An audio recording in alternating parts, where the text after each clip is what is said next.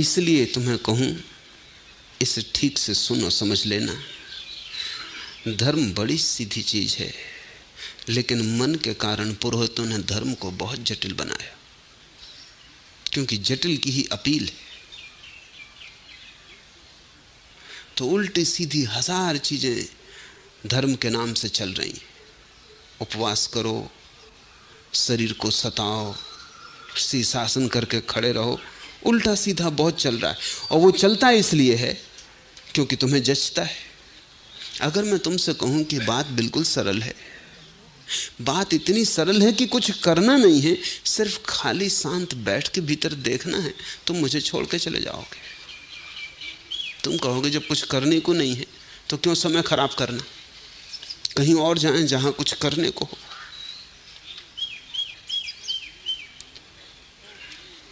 100 गुरुओं में 99 जटिलता के कारण जीते हैं।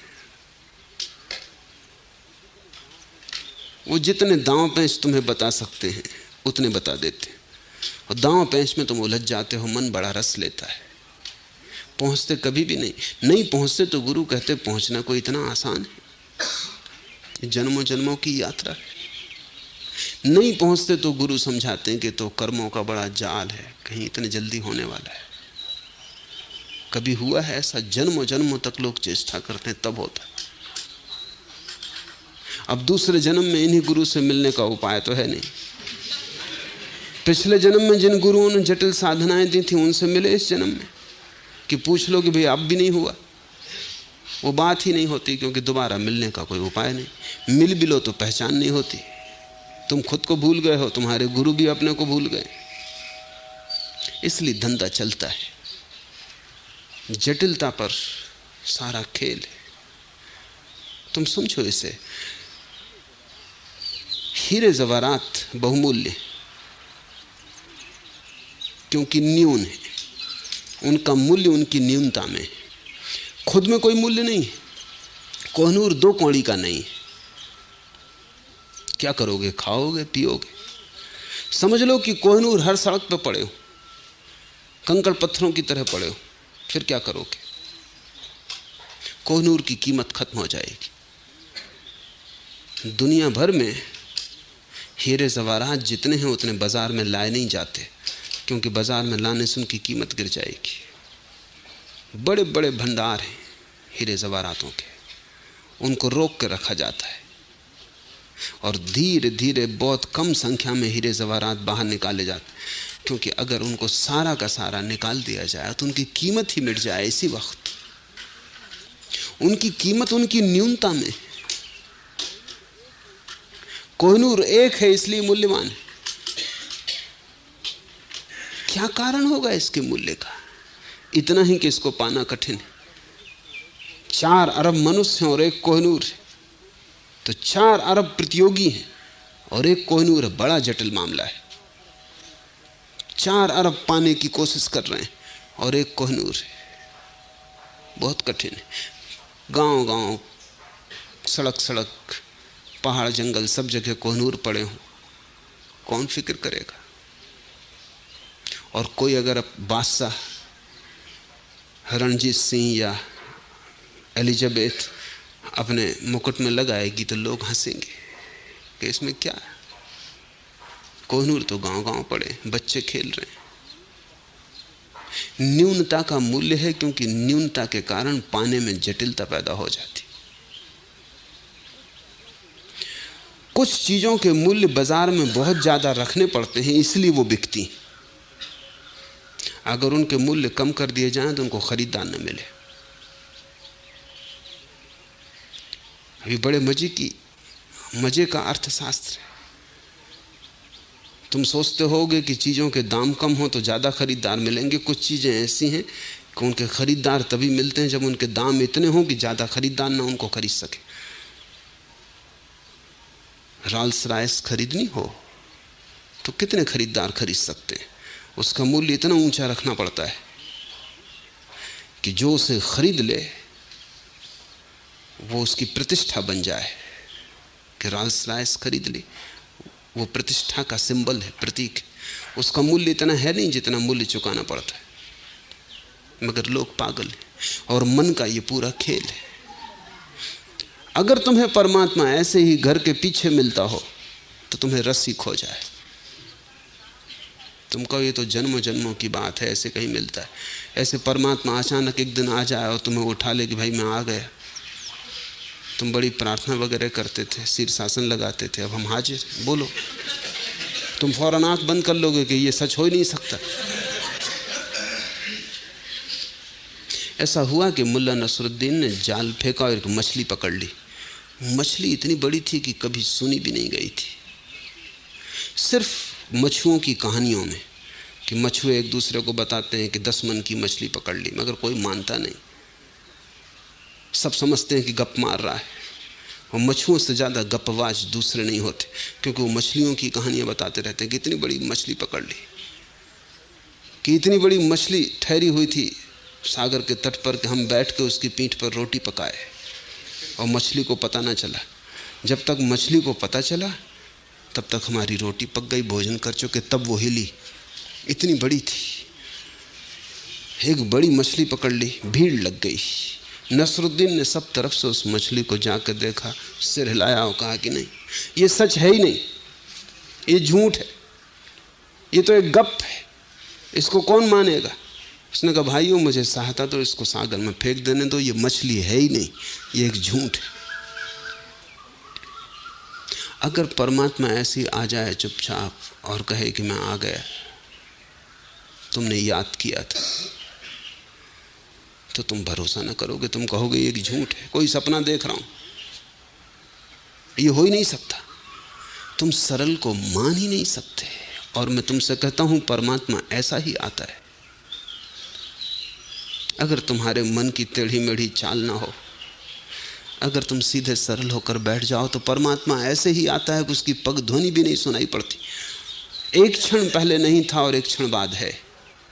अचानक तुम उससे भर गए हो, उसके मेघ ने तुम्हें घेर लिया है, उसके अमृत की वर्षा होने लगी।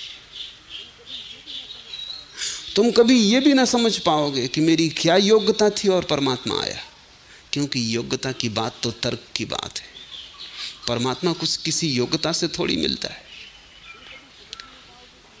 तुम कभी समझ ही ना पाओगे कि मेरी पात्रता क्या थी, मैंने क्या किया था जिसकी वजह से परमात्मा मिला, क्योंकि करने से थोड़ी ही परमात्मा मिलता है। वो तुम्हें मिला ही हुआ है, तुम्हारे करने के पहले मिला हुआ है, तुम्हारे होने के पहले मिला हुआ है।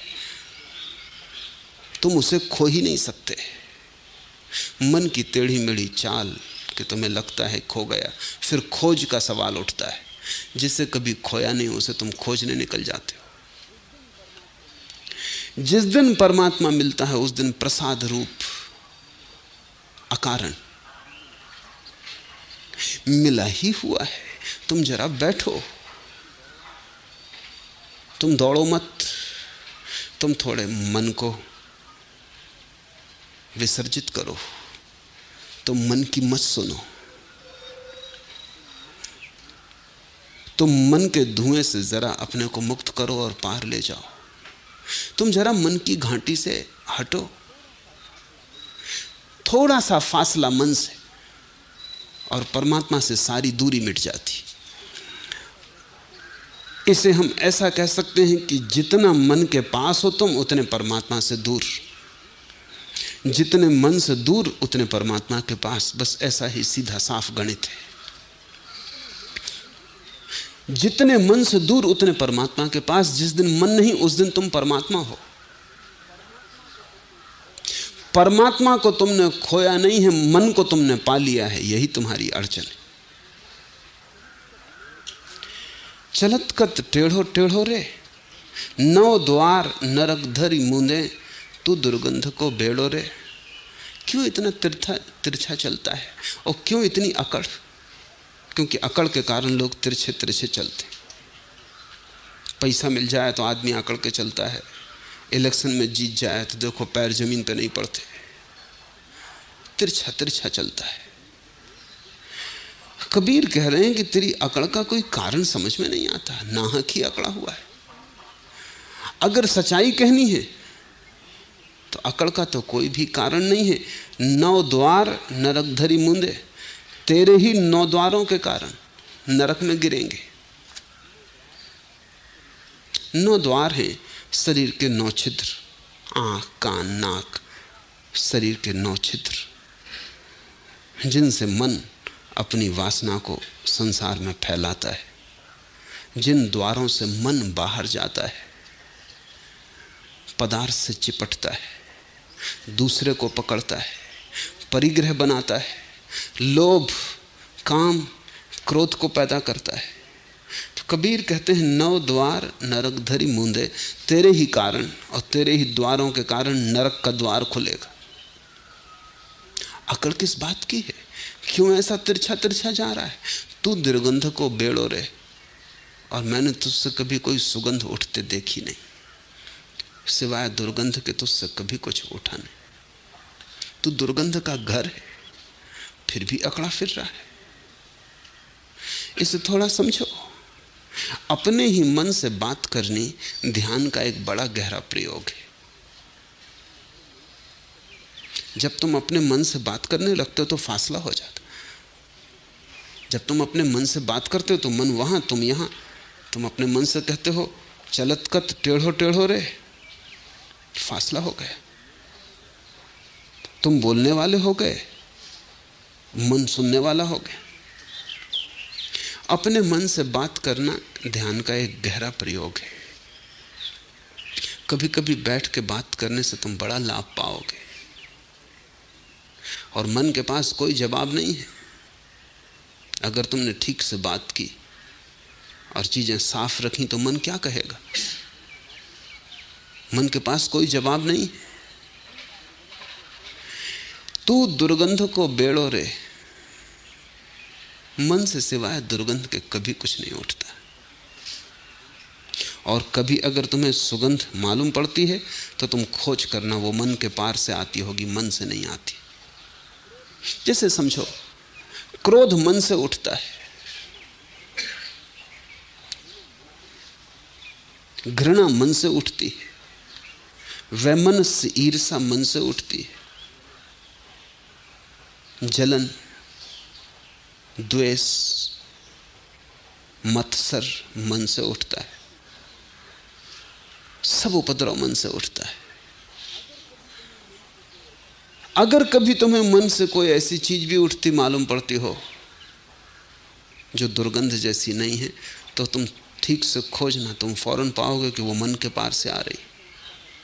जो प्रेम मन से उठता है वो तो दुर्गंध भरा ही होता है, वो तो घृणा का ही दूसरा रूप होता है। लेकिन एक ऐसा प्रेम भी है जो मन के पार से उठता है, और उससे तुम पहचान लोगे तत्क्षण, उसकी सुगंध ही और है। जब कभी कोई एक ऐसा प्रेम उठता है जो कुछ भी नहीं मांगता, जो कुछ भी नहीं चाहता, जिसकी कोई अपेक्षा नहीं है, जैसा प्रेम बुद्ध की आंखों में दिखाई पड़े, वो प्रेम मन से नहीं आ रहा, वो मन के पार से आ रहा है। उसमें फिर कोई दुर्गंध नहीं है, उसमें फिर घृणा का कोई पहलू नहीं। तुम बुद्ध के प्रेम को घृणा में नहीं बदल सकते, तुम्हारे प्रेम को घृणा में बदला जा सकता है। तो वो प्रेम मन से आ रहा है।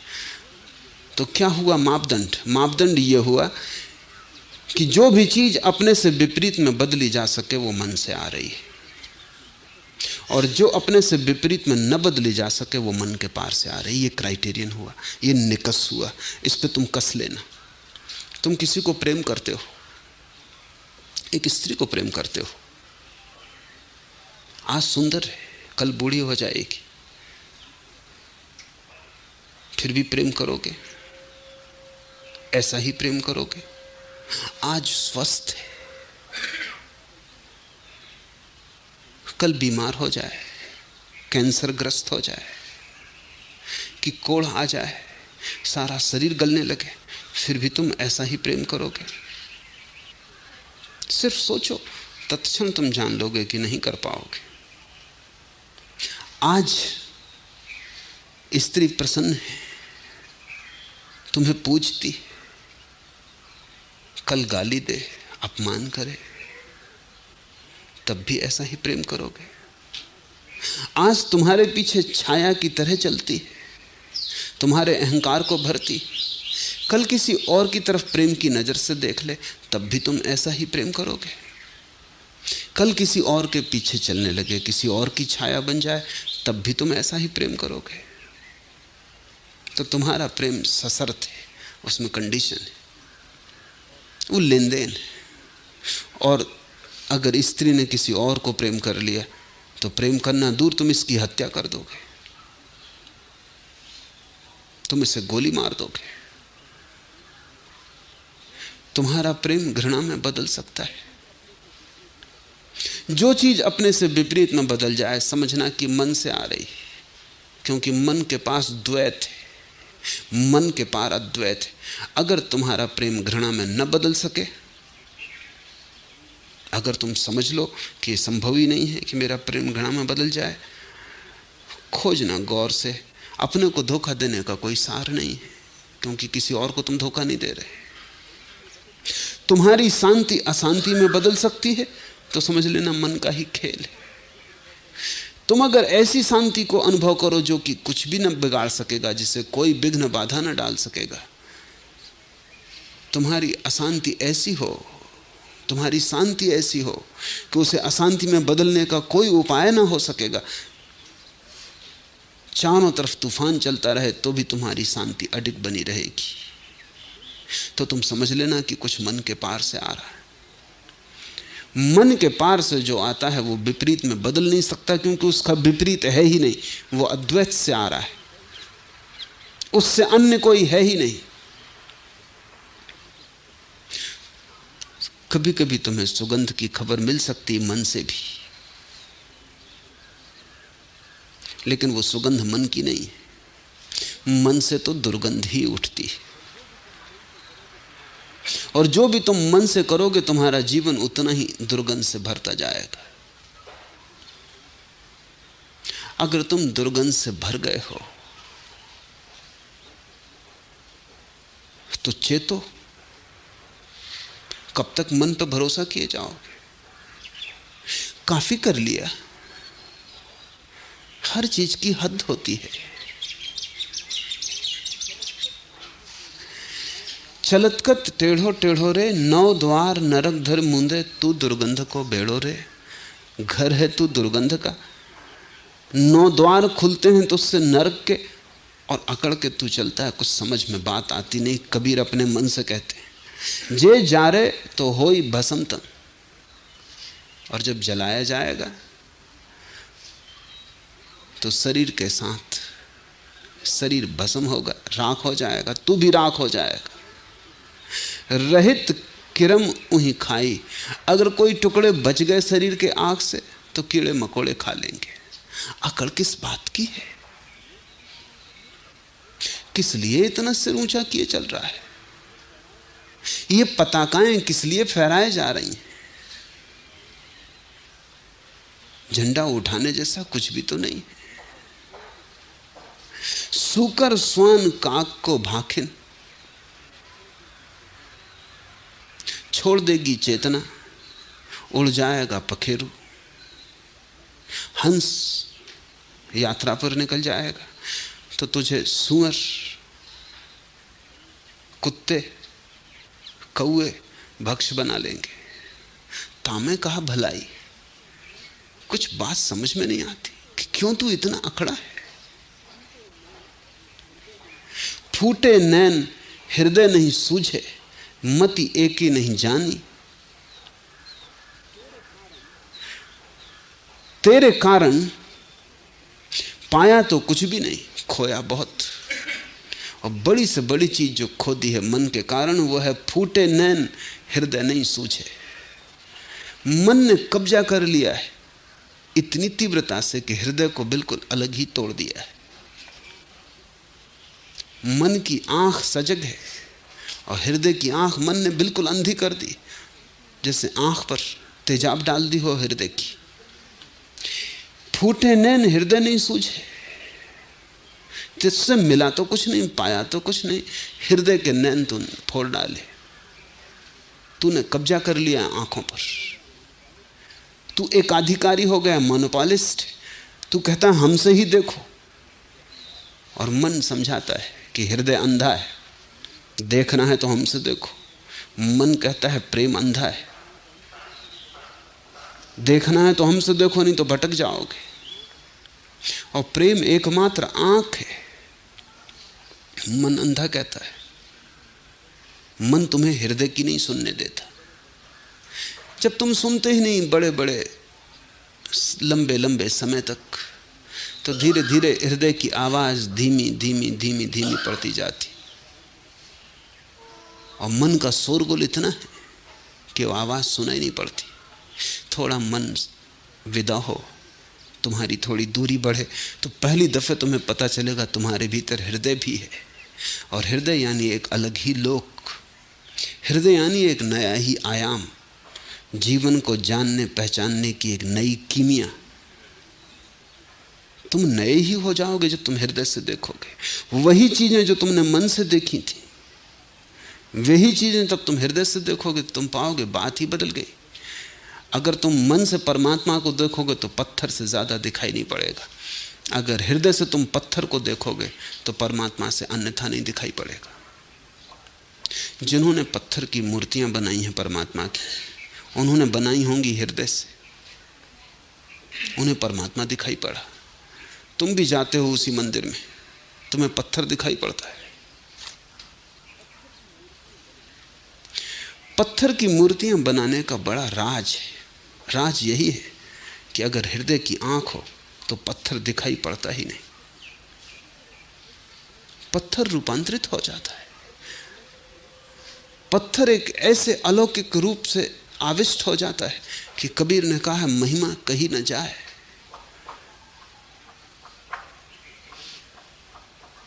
पत्थर तो तिरोहित हो जाता है, पत्थर में प्रकट हो जाता है परमात्मा, क्योंकि वो सब जगह भरा है, जगह जगह छिपा है। जरा खोदने की बात है, जैसे पानी जगह जगह छिपा है, जरा खोदा कि कुआं बन गया। लेकिन वो खुदाई हो सकती है हृदय के उपकरणों से। हृदय जोड़ता है, मन तोड़ता है। मन खंड खंड करता है, हृदय अखंड करता है। मन का सूत्र है विश्लेषण, एनालिसिस। हृदय का सूत्र है संश्लेषण, सिंथेसिस। जहां चीजें खंड खंड हैं, हृदय वहां अखंड देखता है, और जहां चीजें अखंड हैं वहां मन खंड खंड देखता है।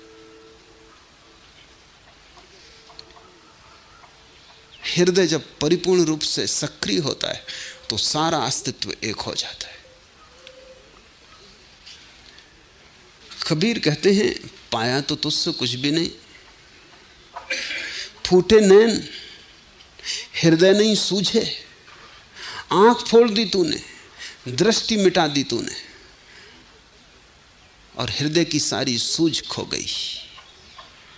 प्रेम के पंख काट डाले तूने, प्रार्थना का उपाय न छोड़ा। यही तेरी उपलब्धि है। मति एक नहीं जानी, और प्रज्ञा की एक किरण तूने नहीं जानी, और न तूने जानने थी। मति का अर्थ है प्रज्ञा, परम ज्ञान, उसकी झलक। मन ने बहुत ज्ञान इकट्ठा कर लिया है, लेकिन उस ज्ञान में मति की जरा भी झलक नहीं है। बहुत जानता है मन, और कुछ भी नहीं जानता। बड़ा संग्रह है ज्ञान का, शास्त्र, शब्द, सिद्धांत, लेकिन प्रतीति का एक कण भी नहीं है। और प्रतीति ही एकमात्र प्रज्ञा है, अपना ही अनुभव एकमात्र ज्ञान है। तो मन तोते की तरह है, रटन लगाए रखता है, दोहराता रहता है, बासा उधार। कबीर कहते हैं, मति एके नहीं जानी। इसके दो अर्थ हो सकते हैं कि मति की एक भी किरण न जानी। इसका एक अर्थ भी हो सकता है कि उस एक के संबंध में कुछ भी न जाना। बहुत के संबंध में जान लिया और एक के संबंध में कुछ भी जाना जाना। और एक ही असली जानना है। उपनिषदों ने कहा है जो उस एक को जान लेता वो सब जान लेता है। मति एके नहीं जानी, माया मोह ममतासु बांध्यो, बूढ़ी मुबो बिन पानी। इतनी ही तेरी कुशलता है कि माया मोह ममतासु बांध्यो, सपनों से बांध दिया तूने, सत्य से तोड़ दिया, मोह से बांध दिया तूने, ममता से बांध दिया, अहंकार से, मैं और मेरा। सपने तूने संजो दिए, झूठा एक जगत निर्मित कर दिया चारों तरफ, और एक ऐसी स्थिति बना दी। कहते हैं, कहावत है कि चुल्लू भर पानी में डूब मरो। कहते हैं उस आदमी से जिसको अब कोई बचने की जगह न रही, जिसने ऐसा अपराध किया है जीवन के साथ, जिसने ऐसा पाप किया है जीवन के साथ, क्या वो चेहरा दिखाने योग्य न रहा, तो उससे हम कहते हैं डूब मरो चुल्लू भर पानी में। चुल्लू भर पानी में क्यों? क्योंकि तुम इतने क्षुद्र हो गए कि चुल्लू भर पानी काफी होगा। चुल्लू भर पानी तुम्हारे लिए सागर जैसा होगा, डूब मरो। तुम इतने क्षुद्र हो गए, ये मतलब है। इतने छोटे हो गए तुम कि अब तुम्हें कोई नदी, कोई सरोवर, कोई सागर डूब मरने के लिए नहीं चाहिए। अपनी ही चुल्लू भर पानी में डूब मर सकते हो। कबीर कहते हैं, लेकिन तेरी कृपा से ऐसी स्थिति आ गई कि बूढ़ी मुवो बिन पानी, बिना ही पानी के डूब मरो। चुल्लू भर की भी कोई जरूरत नहीं, पानी की जरूरत ही नहीं है, बस डूब मरो। तूने इतना क्षुद्र बना दिया, तूने इतना छोटा बना दिया, और विराट को, जिसकी कोई सीमा न थी, जिसका कहीं अंत ना आता था, असीम को तूने ऐसी गति में डाल दिया कि अब बिना पानी के मरने की अवस्था है। बूढ़ी मुवो बिन पानी, बारू के घरवा में बैठो। अकड़ किस बात की है तेरी? ये वार्तालाप बड़ा प्यारा है।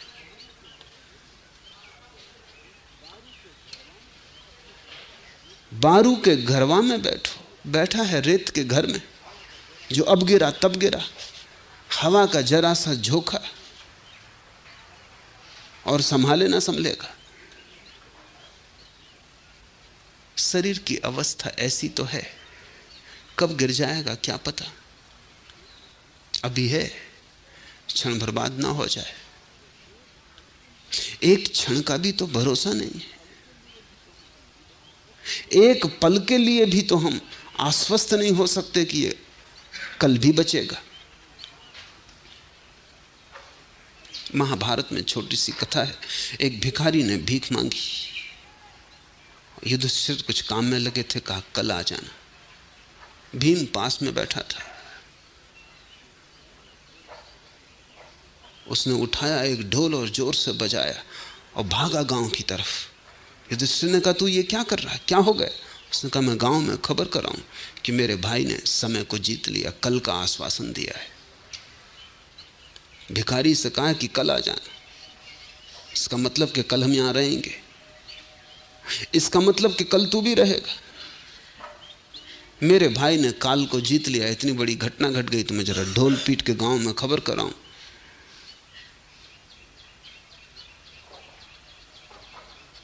युधिष्ठिर को बात समझ में आ गई, दौड़े भिखारी को वापस ले आया और कहा, क्षमा कर, कल का क्या भरोसा, तू अभी ले जा। बारू के घरवा में बैठो, चेतत नहीं आयाना, और अब तक चेतता नहीं। और ऐसा भी नहीं कि कोई पहली दफा बैठा, बहुत बार बैठ चुका बालू के घर में, और बहुत बार घर गिर गया, मगर फिर बना लेता है।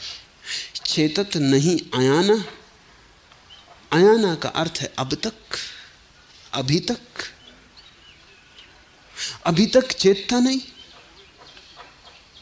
कहे कबीर एक राम भगत बिन, बूढ़े बहुत सयाना। और सयाने होने की अकड़ मत कर, क्योंकि एक राम भगत बिन, बूढ़े बहुत सयाना। बड़े बड़े ज्ञानी डूब गए, सिर्फ एक ही सहारा है जो बचाता है, वो है परमात्मा से प्रेम, राम भगति। अकड़ मत रख कि तू बहुत जानता है, ऐसे जानने वाले बहुत डूब मरे। ये बड़ा प्यारा वचन है, बूढ़े बहुत सयाना। मन बड़ा सयाना है, हर चीज में सलाह देने को तैयार है, वहां भी जहां कुछ जानता नहीं। हर बात में गुरु बनने की तैयारी। मन शिष्य नहीं बनना चाहता, गुरु बनने को सदा तैयार है। कूड़ा करकट इकट्ठा कर लेता है यहां वहां से। तुम जरा अपने मन को देखो, जो भी तुम जानते हो वो कहीं ना कहीं से इकट्ठा कर लिया है। सब उधार, सब बासा, सड़ा, जूठन फेंकी लोगों की, उसको इकट्ठा किए, बड़े अकड़े और सयाने बने बैठे। ऐसा हुआ कि सूफी फकीर जुन्नैद एक गांव से गुजरता था। बड़ा पंडित था, बड़ा जानकार था, और जानकारों की बड़ी मुसीबत है कि वो जानते हैं तो वो दूसरों को जनाना चाहते हैं कि कोई मिल जाए जिसको सिखा दें। ऐसा हुआ, उस दिन कोई ना मिला। अधार्मिक गांव रहा होगा, कई को पकड़ने की कोशिश की जुन्नैद ने, लेकिन लोगों ने कहा कि अभी जरा दूसरे काम से जा रहे हैं, फिर जब फुर्सत होगी तब आएंगे। या लोग जानते रहे होंगे इस पंडित को। कोई ना मिला तो एक छोटा बच्चा मिल गया। वो एक दिया लिए जा रहा था एक मजार पे चढ़ाने को। तो जुन्नैद ने उसको कहा कि सुन बेटे, ये दिया तूने ही जलाया? उस लड़के ने कहा कि निश्चित मैंने ही जलाया। तो तू क्या ये बता सकता है कि ज्योति जब तूने जलाई ना थी तो कहाँ थी, और जब तूने जलाई तो कहाँ से आई, किस दिशा से? उस लड़के ने कहा कि देखो, फूंक मार कर उसने दिया बुझा दिया और कहा कि अब ज्योति कहाँ गई आप ही बता दो। आपके सामने ही गई, तब मैं बता दूंगा कहाँ से आई। जुन्नैद को पहली दफा होश आया कि बड़ी बड़ी ज्ञान की मैं बातें करता हूं कि संसार कहाँ से आया, किसने बनाया, और ये ज्योति सामने ही मेरे आंखों के लीन हो गई और मैं नहीं बता सकता कहाँ गई। उसने झुक के पैर छुए उस बच्चे के, और जुन्नैद ने लिखा है उसी दिन मैंने पंडित होने का त्याग कर दिया। ज्ञान कचरा है। क्या बकवास मैंने भी लगा रखी। छोटी छोटी बात का पता नहीं, बड़ी की बात कर रहा हूं। अपना पता नहीं, संसार की बात कर रहा हूं। खुद की कोई खबर नहीं, खुदा की चर्चा चला रहा हूं। जुन्नैद उसी दिन परिवर्तित हो गया। जुन्नैद ने कहा अब हम सिखाने नहीं निकलते, अब सीखने निकलते हैं। वो शिष्य हो रहा, वो बड़ा विनम्र आदमी हो गया। उसकी विनम्रता अनूठी थी। उसने हर किसी से सीखा, और जब वो ज्ञान को उपलब्ध हुआ तो उससे लोगों ने पूछा तो उसने इस बच्चे को पहला अपना गुरु बताया। दूसरा गुरु एक चोर को बताया। लोगों ने कहा चोर और गुरु? उसने कहा एक रात एक गांव में मैं देर से पहुंचा, सारा गांव तो सोया हुआ था, धर्मशाला बंद हो चुकी थी। एक चोर एक अंधेरी गली में मुझे मिल गया। उसने कहा कि देखो, अब इस रात के अंधेरे में तुम्हें कहीं कोई जगह ना मिलेगी, विश्राम ना मिलेगा। मेरे घर तुम आ सकते हो, लेकिन मैं तुम्हें बता दूं क्योंकि तुम फकीर हो, मैं चोर हूं, अपना धंधा बिल्कुल अलग अलग। और फकीर से झूठ क्या कहना, सच सच बता देना, पीछे तुम पछताओ कि कहाँ चोर के घर में रुक गए। मुझे कोई ऐतराज नहीं है और मुझे कोई डर नहीं है कि तुम मुझे बदल लोगे। मैं पक्का चोर हूं। तुम्हें अगर डर हो कि मैं तुम्हें बदल लूंगा, तुम कहीं और ठहर जाओ। जुन्नैद ने कहा कि मैंने सोचा, मन में मेरे भय तो आया था चोर पहचान गया। मन में एक बात तो आई थी कि चोर के घर रुकना ठीक नहीं है, क्योंकि सत्संग सोच के करना चाहिए। लेकिन जब चोर ने कहा कि मैं पक्का चोर हूं, तुम मुझे ना बदल पाओगे, इसलिए मुझे उसकी कोई चिंता नहीं। हाँ, तुम्हें अगर डर हो कि मेरे पास रह के मेरा रंग तुम्हें लग जाएगा, तुम अगर कच्चे फकीर हो, तुम कहीं भी ठहर जाओ, तुम्हारी मर्जी। चोट लग गई तो उसने कहा कच्चे फकीर। गया, रुक गया, और फिर महीने भर तक रुका रहा। और चोर अनूठा आदमी था, रोज सांझ चोरी के लिए निकलता, रोज बड़ी आशा से भरा हुआ निकलता, और जुन्नत से बड़ी बातें करता कि आज महल में ही प्रवेश करने वाला हूं, वो देखना तिजोड़ी ही उठा लाऊंगा। और रात जब लौटता तब भी उदास ना दिखाई पड़ता। दरवाजा जब जुन्नत खोलता पूछता लाए, वो कहता आज तो नहीं लगा दांव, लेकिन कल पक्का है। ऐसा महीना बीत गया, दांव लगा ही नहीं, मगर उस आदमी की आंख की चमक ना गई, उसकी आशा न खोई, उसने कभी भी निराशा प्रकट न की, वो हताश न हुआ। फिर जुन्नत उसे छोड़ के चला गया।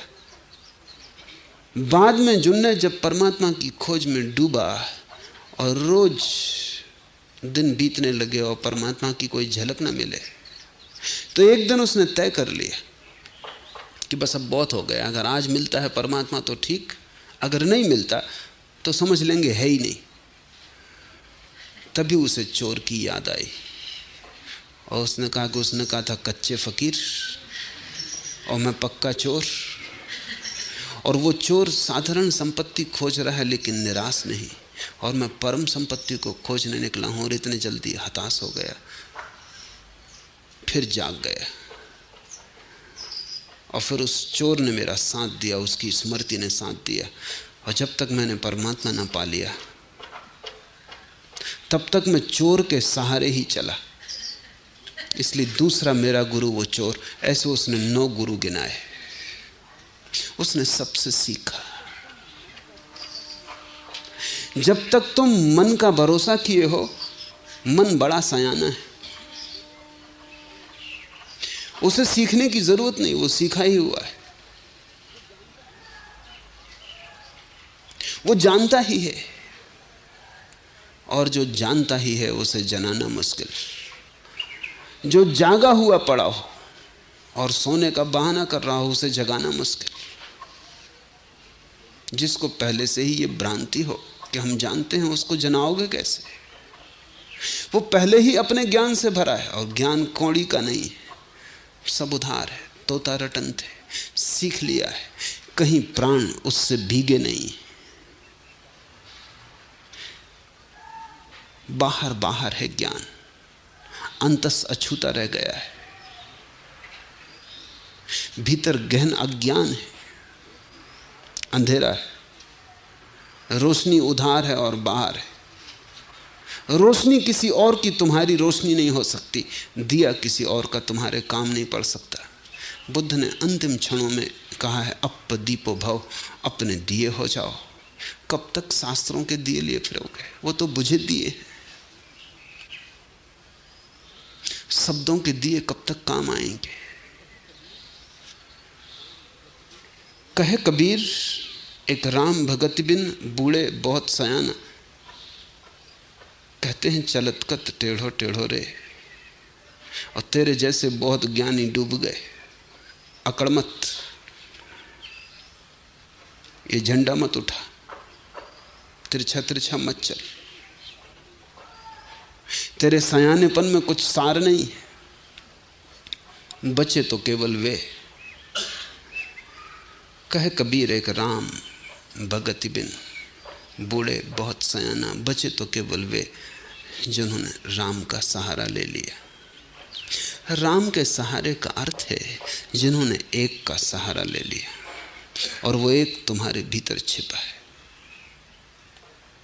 जिन्होंने विचारों से दृष्टि हटा ली और चैतन्य की तरफ उन्मुख हो गए, जो स्रोत की तरफ लौट गए, जो गंगोत्री में पहुंच गए, जहां से सब आया है, जहां से सब फैलाव हुआ है, जो उस मूल उद्गम पर पहुंच गए, और वो उद्गम तुम्हारे भीतर है। कस्तूरी कुंडल बसे। आज इतना ही।